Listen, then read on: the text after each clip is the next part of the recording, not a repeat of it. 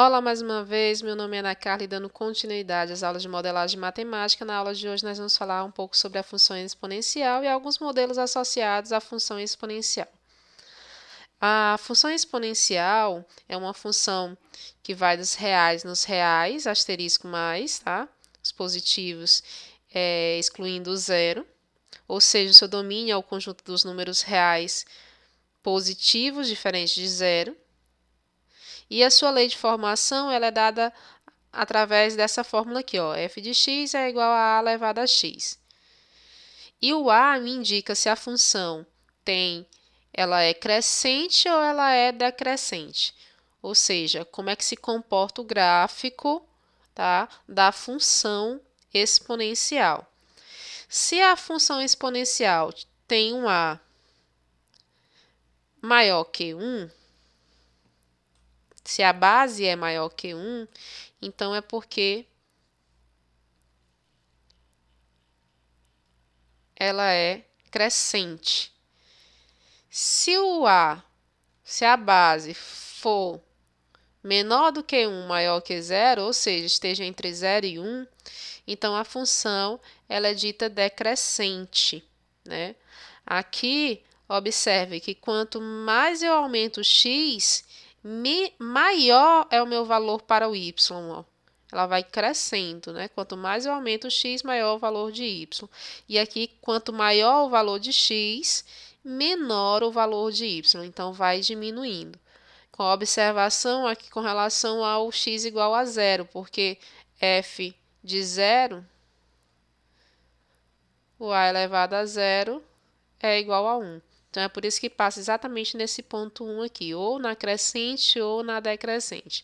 A função inversa, a função exponencial, é a função logarítmica que mais adiante vocês também vão ver os modelos relacionados a ela. Tá? Mas aqui a gente vai falar da função exponencial. Por que a função exponencial ela é importante? Porque ela é utilizada para descrever e modelar o comportamento de várias situações no dia a dia. Por exemplo, na matemática financeira, nós utilizamos a função exponencial para resolver juros compostos. Então, essa fórmula aqui, que é a fórmula de juros compostos, ela é uma função exponencial. Aqui nós temos um montante, que é igual ao capital, vezes a taxa, mais i, né? I mais 1, né? Que é a taxa mais 1 elevado ao tempo. Ou 1 mais i, tanto faz, elevado ao tempo, né? Então, o tempo aqui, o meu montante é gerado de acordo com o tempo. Nós temos uma ideia de juros em cima de juros.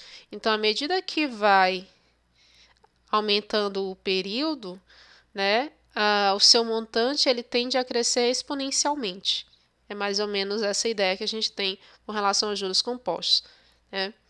E com relação ao crescimento populacional, também a gente pode estar associando a função exponencial, principalmente com relação ao crescimento de populações de bactérias, né, que é utilizada aí na parte de biologia, no estudo biológico. Crescimento populacional das pessoas também. Nós temos que, de acordo com o tempo, né, o tamanho da população ele aumenta. Então, tende a aumentar de forma exponencial. Então, é bastante utilizado. Uma outra coisa que também a gente pode estar associando aqui é com relação ao crescimento que a gente observou durante a pandemia, né?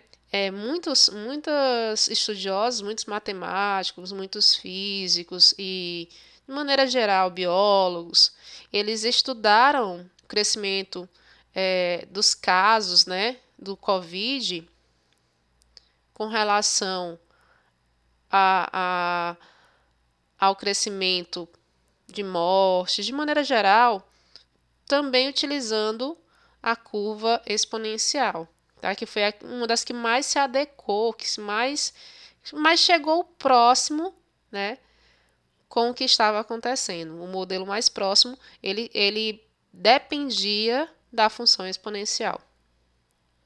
Tá? Então, essa aula foi só mesmo para falar um pouco sobre a função exponencial e também mostrar esses exemplos para vocês, que é a aplicação da função exponencial utilizando a ideia de modelos, ok?